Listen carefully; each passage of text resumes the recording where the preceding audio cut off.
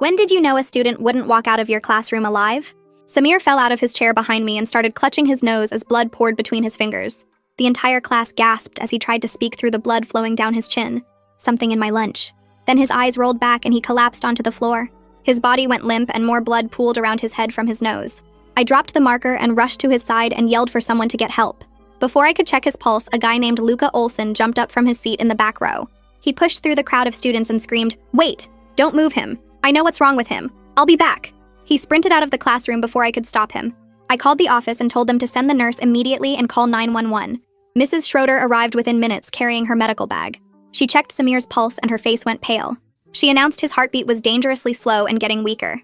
Without hesitation, she pointed at Valerie, the captain of the swim team, and told her to start chest compressions to the beat of "Staying Alive." Valerie positioned herself and began compressions while the rest of the class formed a circle around them.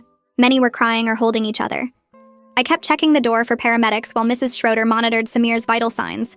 After 2 minutes, she checked his breathing and shook her head. She tilted his head back and gave him 2 rescue breaths.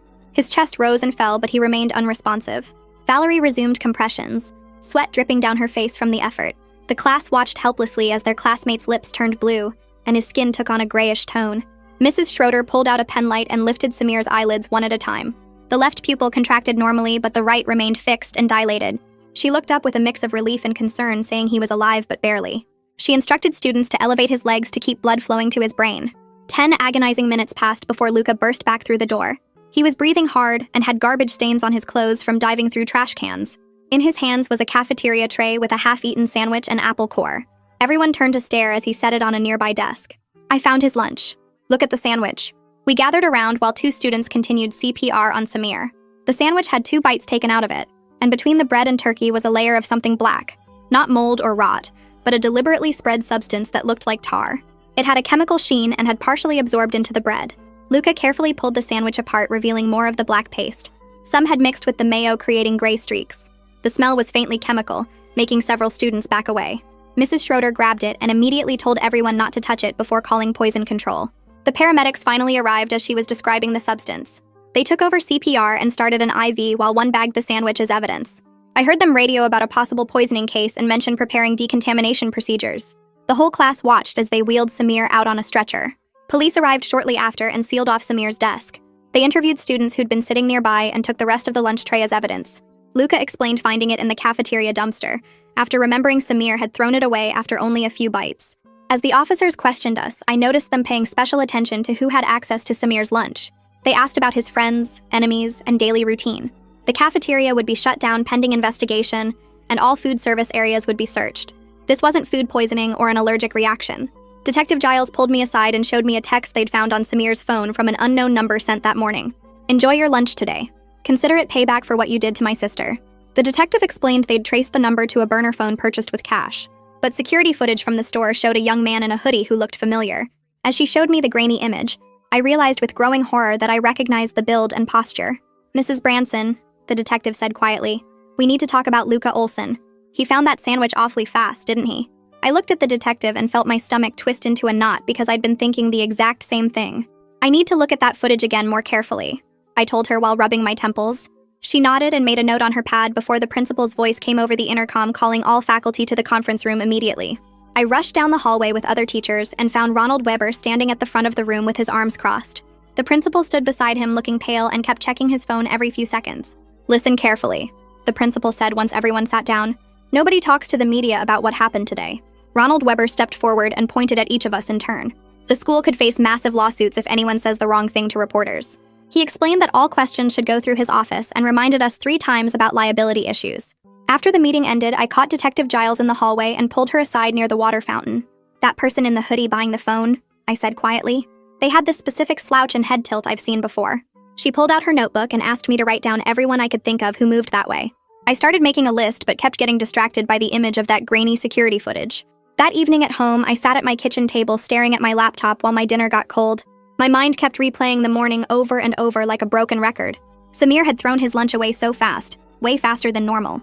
He usually sat there eating slowly while reading his chemistry textbook, but today he'd taken 2 bites and tossed the whole tray. My email notification kept pinging and I opened my inbox to find dozens of messages from parents.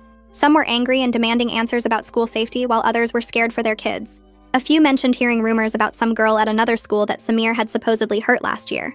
One parent said her daughter was too scared to come to the school tomorrow. Another threatened to pull their kid out completely if we didn't have better security. My phone rang and Ronald Weber's name appeared on the screen. "You need to write a statement for the district lawyers by tomorrow morning," he said without even saying hello. He reminded me to stick to facts only and avoid any speculation about who might be responsible. "Just the facts," he repeated. "Nothing about suspects or theories." He said it 3 more times before hanging up. I spent hours typing and deleting sentences, trying to describe what happened without saying too much. The next morning, I got to the school early and saw Orange Health Department notices taped all over the cafeteria doors. Pia Melendez stood there arguing with 2 inspectors in white coats who kept shaking their heads. "My kitchen staff had nothing to do with this," she kept saying while waving her hands. The inspectors just wrote things on their clipboards and took photos of everything. I walked past them to my classroom and stopped in the doorway when I saw the yellow police tape around Samir's desk. The janitors hadn't been allowed to clean yet, and I could still smell that faint metallic scent of blood. My legs felt weak and I had to grab the doorframe to steady myself. The memory of him collapsing hit me all at once and I sank into my chair. Everything looked the same but felt completely different. The desks were still arranged in rows and my whiteboard still had yesterday's lesson half written. But that empty desk with the tape made the whole room feel wrong. Pia found me there an hour later and knocked softly on the doorframe. "Can we talk?" she asked, and came in without waiting for an answer. She explained that once students get their lunch trays and leave the serving line, nobody monitors them. "They could go anywhere in the building," she said while pacing back and forth. "Someone could have easily switched that sandwich between the cafeteria and your classroom." She showed me the layout of the building on her phone and pointed out all the blind spots. The hallway by the gym, the stairwell near the library, even the alcove by the water fountains. Any of those places would work for someone wanting to swap food without being seen. By lunchtime, word had spread through the whole school that Luca was questioned again by police. I saw students stepping aside when he walked down the hall and heard whispers following him everywhere. He knew exactly where to look, one girl said to her friend by the lockers. "Nobody finds evidence that fast unless they put it there," another student muttered. Luca kept his head down and walked faster, his shoulders hunched up around his ears. Some kids actually turned and went the other way when they saw him coming. The rumors were spreading faster than the truth, and I could see him breaking under the weight of everyone's suspicion. Even teachers were looking at him differently now, their eyes following him with doubt. Detective Giles found me after school and pulled out her phone to show me another photo from the store's security camera. This one was clearer and taken from outside when the person was leaving. She pointed at the navy hoodie and asked if I recognized it. My stomach sank when I saw our school mascot printed on the back. Half the kids at our school owned that exact same hoodie from the school store. The detective watched my face and nodded like she already knew what I was thinking. She put her phone away and said she'd be checking with the school store for purchase records. Students kept coming up to me in the hallway between classes asking if Samir was going to be okay. I could only shake my head and tell them I didn't know anything. The administration had sent out an email that morning telling all staff not to share any medical updates about Samir, even if we somehow got them. Parents were calling the school nonstop, and Ronald had his secretary screening everything. During lunch, a student named Adriel showed me his phone with a screenshot from some group chat. The messages were from last semester, and they were talking about Samir paying someone to keep quiet about something. The texts were vague, but one person mentioned that whatever Samir did was bad enough to get him expelled if it came out. Adriel said he got it from his girlfriend who got it from someone else, so nobody knew who originally sent it. I took a photo of his screen before he walked away. Ronald Weber called me to his office right after 6th period and closed the door behind me. He sat behind his desk and folded his hands while telling me the school's reputation was at stake. He kept repeating that containing this situation had to be our top priority. Then he leaned forward and asked if I'd noticed any teachers or staff members acting strangely lately. I told him everyone was acting strange because a student almost died in my classroom. He didn't like that answer and reminded me that my contract was up for renewal next year. I left his office feeling sick. On my way to the parking lot, I ran into Luca by the gym doors. He looked exhausted with dark circles under his eyes and his shoulders slumped. He stopped when he saw me and said he hadn't slept since yesterday. He explained again that he only ran for the lunch tray because he saw Samir's reaction and remembered seeing him throw something away during lunch. He said people were calling him a killer online, and his parents were thinking about pulling him out of school. I wanted to say something helpful but couldn't think of anything that wouldn't sound empty. When I got home, I found an email from Pia with a staff memo attached. The memo showed that the cafeteria's back door had been propped open during lunch for a delivery that was running late. She'd highlighted the part that said the door was unsupervised for almost 40 minutes. That meant someone from outside could have walked in without going through the main entrance or being seen by the security cameras. She'd added a note at the bottom asking me to call her when I could. During my free period the next day, I stayed in my empty classroom and spread out the seating chart on my desk. I started marking where everyone sat and realized there were several blind spots where someone could have messed with Samir's stuff. The trash can was positioned right next to his row, and if someone crouched down there, they'd be hidden from most of the class. His backpack would have been on the floor right there too. The more I looked at it, the more places I found where someone could have switched his sandwich without being noticed. My phone rang that afternoon and Detective Giles's number showed up. She told me Samir was still in the ICU but stable for now. The doctors were monitoring his heart and running more tests. She said his family didn't want any visitors and had asked for complete privacy during this time. She also mentioned that the lab results were coming in soon, and she'd update me when she knew more. 2 days later, she called again with the lab report. The black substance contained petroleum-based compounds mixed with crushed prescription medications.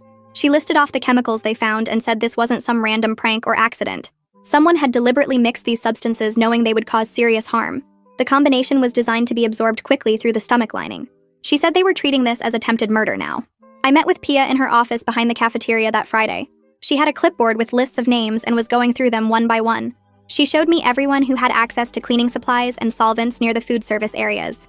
The list included maintenance staff, delivery drivers, and about a dozen student workers who helped during lunch. Requested Reads is on Spotify now. Check out link in the description or comments. She'd already given copies to the police but wanted me to look in case any names stood out. One section showed temporary workers and delivery people who weren't regular employees. She said those were the hardest to track because they came and went without much oversight.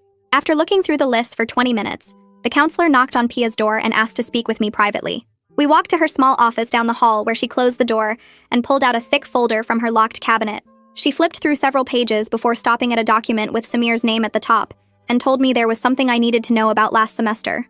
A female student from another school had filed a complaint against him after a party, but the case was dropped when no one could prove what happened. The girl's parents were furious and kept calling the school demanding action, even though there wasn't enough evidence to do anything. She said the family had been extremely upset about the whole situation. I left her office feeling sick and headed to find Luca, who was sitting alone in the library staring at his phone. When I sat down across from him, he looked up with red eyes and immediately started talking about the security footage Detective Giles had shown him. He admitted he owned the exact same navy hoodie that the person was wearing in the store video. But then he pulled out his phone and showed me photos from his mom's Instagram that morning with timestamps proving he was at a doctor's appointment across town when the burner phone was purchased. The relief on his face when I told him I believed him was obvious. My phone buzzed with a district email marked urgent, and I opened it to find a message from the superintendent's office saying all media requests had to go through Ronald Weber immediately. They were trying to control the story, but I could already see students posting about it everywhere on social media, and the rumors were spreading faster than anyone could manage. That night around 11, I was grading papers when a direct message popped up on my laptop from a student whose username I didn't recognize. They said they'd seen someone in a courier uniform hanging around the cafeteria's back door that morning before school started, and the person had been looking for something specific near the dumpsters. The message disappeared after I read it, and I couldn't find any trace of who sent it. Early the next morning, Detective Giles called while I was making coffee and told me the lab had found traces of shoe polish solvent mixed with beta blockers and antihistamines in the black substance. She explained this exact combination would cause the symptoms Samir showed, including the slow heartbeat and breathing problems. The shoe polish would have masked the taste of the medications while making the whole thing absorb faster through his stomach. I grabbed a notepad and started making a list of everyone who knew Samir's lunch routine well enough to plan this. He always brought turkey sandwiches on B-schedule days, which meant only people familiar with his daily habits would know exactly when to strike. The pattern was so specific that it narrowed down the suspects to people who saw him regularly. I remembered Pia mentioning something about the door lock and went back to check her files where I found a work order from last week. The cafeteria's back door lock had been broken for 7 days, but the repairs kept getting delayed because of budget issues. Pia had complained 3 times about the security risk, but no one listened until now. She was frustrated that her concerns weren't taken seriously when she'd been warning them about this exact problem. 2 days later, Beckett Reyes stayed after class and waited until everyone else left before approaching my desk. He whispered that he needed to tell me something important, but was scared of getting involved. He'd seen someone swap a sandwich at the end of lunch period near the trash cans by the exit. The person had been wearing dark clothes and moved quickly, but Beckett noticed them take something from a bag and switch it with another sandwich on a tray. He was terrified of what might happen if anyone found out he was talking, but felt too guilty to stay quiet any longer. When I asked him to describe anything else he remembered, Beckett pulled out a piece of paper where he'd drawn a sketch. The person had been wearing a distinctive college championship ring on their right hand, with a logo that looked familiar, but I couldn't place where I'd seen it before. The ring had a large stone in the center with text around it, and what looked like a mascot design on the side. He said the person's hand had been shaking slightly when they made the switch. I took the sketch to Pia, who had been going through delivery logs all morning, and she showed me something strange in the records. There was an unscheduled drop-off around lunchtime from a driver who wasn't on the regular route for that day. The signature on the form was just a messy scribble, and the package description section was completely blank, which never happened with legitimate deliveries. The timestamp showed it happened right before lunch started, which would have given someone perfect access to the cafeteria area. Pia said she'd never seen this driver before, and none of the regular staff recognized the name on the log. The whole thing felt wrong, and we both knew this wasn't just some random delivery mix-up, but part of something planned. Ronald Weber was waiting for me outside my classroom the next morning with his arms crossed and that look he gets when he's about to lecture someone. He pulled me into an empty conference room and shut the door hard enough that the blinds rattled against the window. He started pacing back and forth while telling me the district was getting nervous about liability issues with me asking so many questions. His face got redder as he talked about how I needed to let the police handle their job and stop playing detective before I created legal problems for everyone. He slammed his hand on the table and said if I kept investigating on my own, he'd have no choice but to put me on administrative leave immediately. I nodded and left, but went straight to my computer where an email from the cafeteria vendor was waiting in my inbox about their delivery schedules. The message mentioned they'd had a temporary courier named James covering routes all week, but nobody seemed to have his full contact info on file. The vendor said James had been hired through a temp agency, and they were still trying to track down his background check paperwork from their files. I printed the email and walked down the hall to find Luca sitting alone in the library with his head in his hands looking exhausted. When I asked him where he'd been during lunch period yesterday, he pulled out his phone and showed me messages from the robotics club advisor. The timestamps proved he'd been helping set up equipment in the lab during the exact time someone would have switched the sandwiches in the cafeteria. He scrolled through photos showing him carrying circuit boards and soldering irons with other club members visible in the background working on their projects. Relief washed over his face when I told him this was good proof, but then his shoulders slumped again as he talked about the looks he was getting. My phone buzzed with a call from the hospital saying they had an update on Samir's condition that the family wanted shared with the school. The nurse explained that Samir had briefly needed a ventilator when his breathing got too shallow, but was now breathing on his own again. They were still running tests to identify all the substances in his system and figure out if there would be any long-term effects from the poisoning. She said his heart rate was stable now, but they'd be monitoring him closely for at least another week before considering discharge to home care. I found Pia by the loading dock after school where delivery trucks were pulling in with tomorrow's food shipments for the cafeteria. She looked guilty as she admitted she sometimes props the back door open herself when deliveries run late and she needs quick access. The delivery schedule was so tight that following all the security protocols would mean food wouldn't be ready in time for lunch service. She showed me the clipboard with delivery times and I could see there was barely 5 minutes between trucks arriving and needing to be unloaded. Her hands shook as she explained how she'd been doing this for months, without thinking it could be a security risk until now. An official notice from the district's legal team was waiting in my mailbox when I got back to my classroom that afternoon. The letter stated that Samir's family was considering civil action against the school for failing to provide adequate security and supervision. Everyone was instructed to preserve all documents and communications related to the incident, including emails, notes, and any informal conversations about the poisoning. The lawyers wanted everything documented in case depositions were needed, and warned us not to delete anything that might be considered evidence later. Beckett stayed after class again the next day, and waited until we were alone before telling me his sister went to another school nearby. She knew the girl from the rumors about Samir, and had heard there was a video that circulated briefly before being deleted from phones. Nobody had saved proof of what happened, but multiple students remembered seeing it and talking about how bad it looked for Samir's reputation. Beckett's sister said the girl's family had been furious when the school wouldn't take action without concrete evidence of what Samir had supposedly done. Detective Giles called that evening to share that their analysis of the hoodie buyer's walk from the security footage was inconclusive after all. The height and build could match multiple students at our school, or even a young staff member who might have access to the building. She sounded frustrated as she explained how the person had kept their head down and walked in a way that made identification nearly impossible. The tech team had tried enhancing the footage, but the quality was too poor to get any distinguishing features beyond general body type and gait. Luca showed up at my classroom door after school looking worse than I'd ever seen him, with dark circles under his eyes and unwashed hair. He broke down crying as he talked about how everyone assumed he was guilty just because he'd found the evidence so quickly. His voice cracked when he said he was just trying to help, and now his college applications might be ruined by being associated with this. Other students were avoiding him in the halls, and someone had written poisoner on his locker in permanent marker that maintenance couldn't fully remove. He showed me screenshots of messages calling him a wannabe killer and saying he should be expelled even without proof of guilt. The lab finally sent their full report confirming the presence of propranolol at dangerous levels mixed into the black substance on the sandwich. The amount was definitely enough to cause severe cardiac symptoms, and could have been fatal if medical help hadn't arrived when it did. I pulled Detective Giles aside after reading the lab report and pointed out that whoever did this had to get the sandwich to Samir somehow. She nodded and said they were already pulling traffic cam footage from all the delivery trucks that came near the school that morning. The tech team was going through hours of video looking for any courier vans or trucks that stopped near our building between 7 and noon. She showed me printouts of vehicle plates they'd captured so far and asked if any looked familiar from my morning arrival. I recognized a few regular delivery companies, but nothing stood out as unusual. She made notes about each one I remembered seeing before and said they'd cross-reference with the company's official routes for that day. 2 days later, she called with news that made my stomach drop. A contractor's employee roster from a local courier service showed they'd hired someone named James Hartley just 2 weeks ago for temporary delivery routes around our district. His emergency contact form listed a sister who went to Roosevelt High, the school just 15 minutes from ours. The timing was too perfect to be coincidence since he'd started right before the poisoning happened.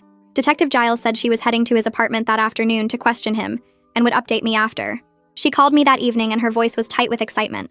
Hartley had answered the door wearing a college championship ring that matched exactly what Beckett had described down to the logo and year engraved on it. When she asked about his deliveries to our school, he claimed he only made drops to the loading dock and never went inside the building itself. He said he left packages with whoever was working the dock that day and got signatures on his electronic pad before leaving. She pressed him about the morning of the poisoning, and he stuck to his story about staying outside the whole time. But she noticed he kept touching the ring nervously whenever she mentioned Samir's name or asked about the cafeteria access. The next morning brought more evidence when the tech team finished analyzing phone tower data from the burner phone. The pings showed it moving along Hartley's exact delivery route that morning, hitting towers near each of his scheduled stops. Later that same day, it pinged at a strip mall where credit card records showed Hartley had bought lunch during his break. The timeline was matching up too perfectly for this to be someone else using the same route by chance.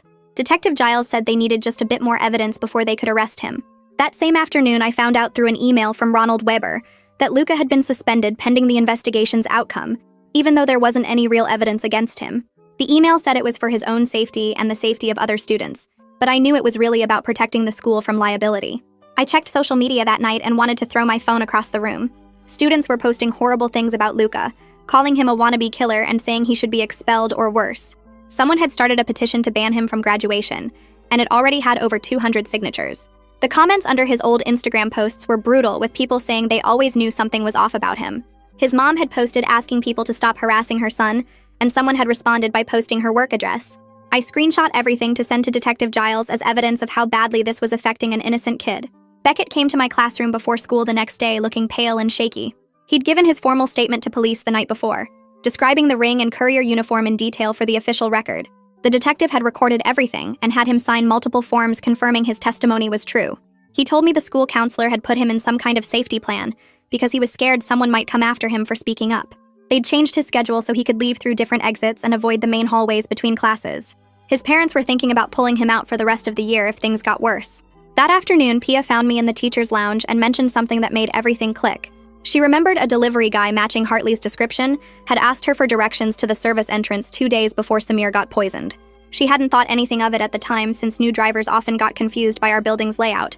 But now she realized he'd been scoping out the entrances and learning where he could get in without being noticed. She'd already called Detective Giles to add this to her statement. The arrest happened that evening when police searched Hartley's car with a warrant. They found a container of shoe polish in his trunk, along with a prescription bottle of propranolol that had someone else's name scratched off the label. The tech team pulled data from the burner phone they'd recovered, and the text messages matched word for word with the threats Samir had received that morning. There were other texts, too. Angry rants about his sister and how the school had failed her. Detective Giles called to tell me they had enough for attempted murder charges.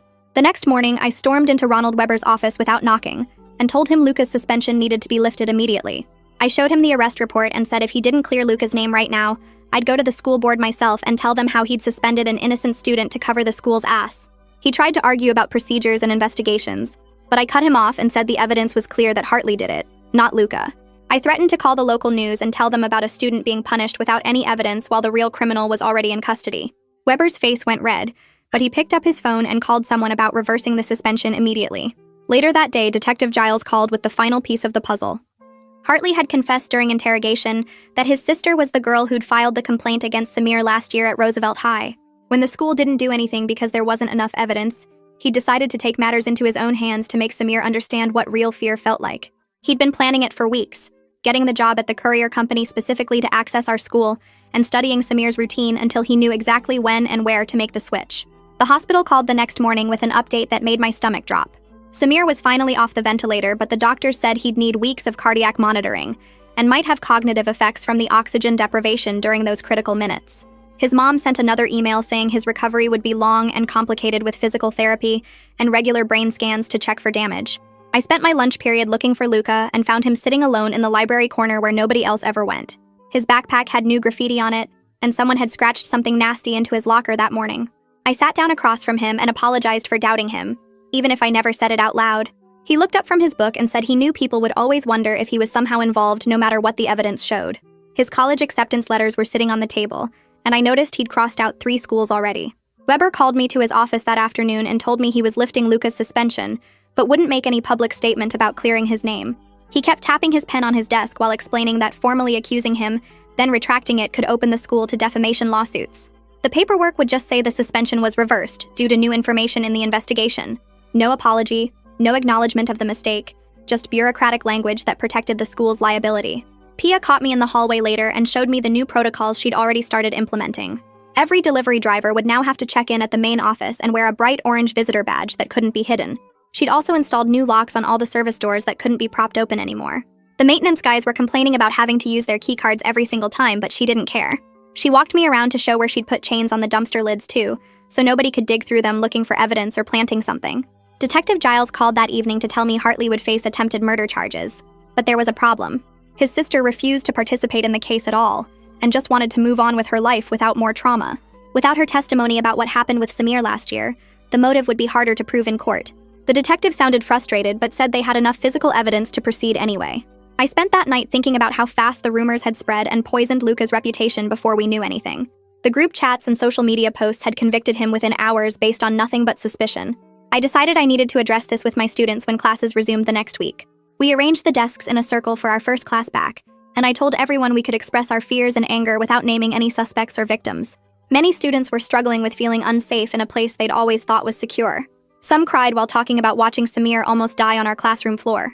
Others admitted they didn't trust the cafeteria food anymore and were bringing sealed lunches from home. A few mentioned their parents wanted to transfer them to private schools. Luca raised his hand halfway through and explained that he'd noticed something was off about the sandwich, because the black substance was visible from the side when Samir set it down. He'd remembered seeing Samir throw it away unusually fast, and that's what made him run to check the dumpster. The other students finally started seeing him as observant instead of suspicious. Several apologized for the things they'd posted online about him. After class, I asked Beckett to stay behind and thanked him privately for his courage in coming forward with what he saw. His hands were shaking less now, but he still looked over his shoulder constantly. The counselor had arranged for him to have extra support sessions without making him feel singled out from other students. His parents had decided not to pull him from the school after all since Hartley was in custody. Pia gave me a tour that afternoon of all the new safety measures she'd rushed to install. Door alarms would sound if any service entrance was held open more than 30 seconds. Security cameras now covered every blind spot in the cafeteria and loading areas. She'd mapped out every possible entry point and made sure each one was monitored or secured. She showed me the new sign-in system for all food deliveries with photographs of each driver and timestamps for every entrance and exit. The metal detectors at the main entrance were being upgraded too. It was reassuring to see all these changes, but sad that it took Samir nearly dying to get the district to approve the funding. Parents were still calling demanding more information, and the school board had scheduled 3 emergency meetings already. Everyone wanted someone to blame beyond just Hartley, like the system itself had failed to protect students. The truth was they were right, but nobody wanted to admit how many warning signs we'd missed. Ronald sent out an email that afternoon with the subject line, "Important Safety Update," that basically said nothing. He used words like enhanced protocols and comprehensive review without mentioning the poisoning or James or anything real. I read it 3 times trying to find actual information, but it was all empty corporate language designed to avoid lawsuits. The other teachers were passing copies around in the break room and shaking their heads at how useless it was. Parents started calling the school within minutes, demanding real answers, but the office staff could only repeat the same vague talking points Ronald had given them. That evening, I found an email from an address I didn't recognize in my inbox. When I opened it, I saw it was from Samir's mother thanking me for calling 911 so fast and staying with him until help arrived. She wrote that the doctors said those first few minutes made the difference between him surviving or not. She didn't ask any questions about what happened or mention the investigation or anything about James. Just a simple thank you that made me cry at my desk. The next morning, our class decided to do something for Mrs. Schroeder since she'd basically saved Samir's life with her quick medical response. Someone suggested a poster and everyone got excited about the idea. We spent the whole period working on it with students drawing hearts and writing messages about how brave she was. Even the kids who usually sat in the back and never participated were adding their signatures and little drawings. I carried the poster to her office after school and knocked on her door. She was sitting at her desk surrounded by medical journals and looked tired. When she saw the poster, her eyes got watery and she stood up to look at all the signatures. We didn't say much, but stood there for a minute, both thinking about that awful morning when Samir almost died on our classroom floor. 3 months passed before Samir came back to the school. I saw him walking down the hallway with a small device attached to his chest under his shirt. The cardiac monitor beeped occasionally, and he had to leave class early twice a week for medical appointments. Students gave him space without making it weird, and teachers didn't call on him unless he raised his hand. Slowly, things started feeling less tense, and people stopped whispering when he walked by. His friends sat with him at lunch again, and I even heard him laughing in the hallway one afternoon. Luca found me after school one day holding an acceptance letter from the engineering program he'd been dreaming about since freshman year. He told me the whole experience with the investigation taught him to document everything and always stand up for what's right even when people doubt you. Most of the students had stopped treating him like a suspect, and some even told him they respected how fast he'd acted that day. His reputation wasn't completely fixed, but it was getting better week by week. Beckett had changed too since giving his testimony to the police. He walked with more confidence and stopped looking over his shoulder all the time. When Pia announced she was starting a student safety committee to help prevent future incidents, Beckett was the first to sign up. He told me he wanted to make sure no other student had to witness what he saw or be afraid to speak up about something wrong. The committee met every Tuesday and worked on proposals for better security cameras and emergency procedures. News came through the district email that James had accepted a plea deal for 10 years with the possibility of parole in 6. The prosecutor had wanted to go to trial, but James's lawyer convinced him to take the deal to avoid a longer sentence. His sister had already transferred to online school to escape all the attention and gossip about her brother being a poisoner.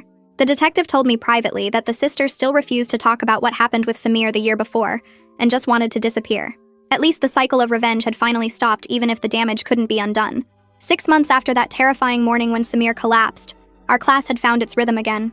The new safety measures were just part of daily life now, with everyone signing in at the office and the sealed food containers in the cafeteria. Students had formed stronger friendships after going through something so scary together. Teachers checked on each other more, and parents actually showed up to PTA meetings. We'd learned the hard way that protecting each other mattered more than gossip or old grudges.